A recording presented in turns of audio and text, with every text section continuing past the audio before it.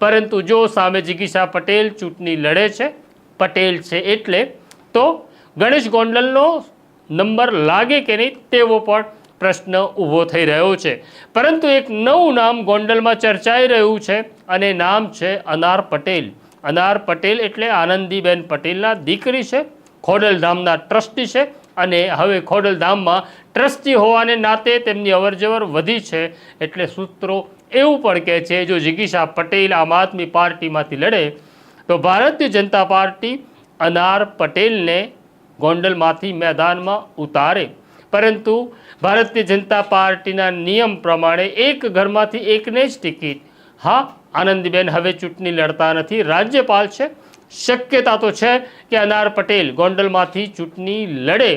આ કેટલું સાચું કેટલું ખોટું આ અનુમાન છે. આ અનુમાન ક્યારે સાચું પડશે કે ખોટું પડશે તે ચૂંટણી જાહેર થાય, યાદી બહાર પડે ત્યારે જ ખબર પડે.